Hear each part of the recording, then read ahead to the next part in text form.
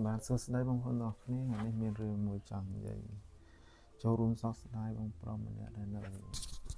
តំបន់041ចឹងគាត់បានទទួលមរណភាពហើយនៅថ្ងៃនេះបងប្អូនថ្ងៃទី1ខែវិច្ឆិកាខែ11ហ្នឹងបងប្អូន2025ចឹងចូលរួមសោកស្ដាយគាត់មែនតើបងប្អូនហើយ Facebook មានតែងវិរៈអញ្ចឹងសូមវិញ្ញាណក្ខន្ធមិត្តសប្តារោទៅកាន់ឋានសុខចោះណា OIP មិនដឹងថាមានសម្ពាធអ្វីទេបានជាគិតខ្លីបែបនេះអញ្ចឹងចូលរួមសោកស្ដាយបងប្អូនហើយទៀតក៏បានសរសេរចំណុចថាពលករខ្មែរនៅកូរ៉េមកពីខេត្តកណ្ដាលធ្វើការនៅខាងតំបន់041បានចងកសម្រាប់ខ្លួនសូមចូលរួមរំលែកទុក្ខផង OIP អញ្ចឹងសោកស្ដាយបងប្អូនដោយសារមិនដឹងថាគាត់មានសម្ពាធអ្វីអញ្ចឹងបងប្អូនដែលបានមកបម្រើការងារនៅប្រទេសកូរ៉េសាធារណរដ្ឋកូរ៉េហើយសូមបងប្អូនតស៊ូទាំងអស់គ្នាព្រោះ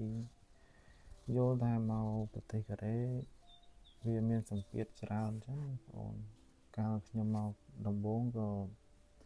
ប្រហែលដែរបងប្អូនដោយសារតែធ្វើការងារពិបាកកន្លែងឆ្លដែកអញ្ចឹងណាតែដោយសារតែកន្លែងប្អូនពីហ្នឹងសុំចេញក៏អត់បានដែរបងប្អូនដល់សៃធុនទៅបានគេសញ្ញាឲ្យអញ្ចឹងណាបងប្អូនបើសិនបើឲ្យសុំចេញទៅមិនងាយទេបងប្អូនកន្លែងខ្ញុំធ្វើការនៅកូរ៉េខ្ញុំមកកូរ៉េ2022ខែ11ថ្ងៃទី16មកដល់ប្រទេសកូរ៉េអញ្ចឹងហើយទី1ខ្ញុំពិបាកអត់ចេះភាសាគេហើយអត់ចេះកូរ៉េទេបងប្អូននេះឃ្លុំចុះបុកថ្មអញ្ចឹងណាហើយអាមាស់ទទួលហើយសម្ពាធគេជេរដូចឆ្កែអញ្ចឹងបងប្អូនដល់ប្រទេសកូរ៉េហើយព្យាយាមរៀនភាសាកូរ៉េហើយ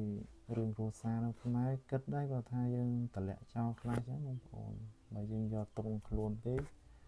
វាធ្វើឲ្យបងប្អូនគិតច្រើនសម្ពាធដោយប្រាក់ខែកូរ៉េឥឡូវក៏មិនបានច្រើនដែរបងប្អូនព្រោះសេដ្ឋកិច្ចវាចុះតាមនឹងអញ្ចឹងណាហើយមើលមុខវាដូចក្របបែកបងប្អូនចឹងឲ្យលើកទឹកចិត្តបងប្អូនថាជីវិតយើងថ្លៃបងប្អូនទោះតែមានសម្ពាធបែបណាយើងត្រូវតែរកមិត្តភ័ក្តិឬក៏ប៉ាម៉ាក់ដោះស្រាយអញ្ចឹងណាពេលខ្ញុំអត់មានពុកម្ដាយទេមានប៉ាចិញ្ចឹមម៉ែចិញ្ចឹមអីបងប្អូនដែរមានសម្ពាធរកពួកគាត់ដោះស្រាយទៅប្រាប់ពីហេតុផលអញ្ចឹងថាខ្ញុំមកដល់ទីនេះខ្ញុំក៏មិនមកលុយពាន់លុយគេថាដែរបងប្អូនប្រាក់ខែអស់ហើយបើអត់មានមកថែម1200 1300ហ្នឹងមិនដល់3-4000ដូចគេថាទេដល់ថែមម៉ោងអញ្ចឹងវីដេអូនេះក៏អត់មានន័យច្រើនបងប្អូនមានតែពាក្យថាស៊ូទាំងអស់គ្នាបងប្អូនដែលបម្រើការងារនៅរដ្ឋកូរ៉េទាំងអស់គ្នាចប់4ឆ្នាំ10ខែទៅស្រុកកំណើតយើងដោយស្នាមញញឹមកុំបាក់ទឹកចិត្តបាយបងប្អូន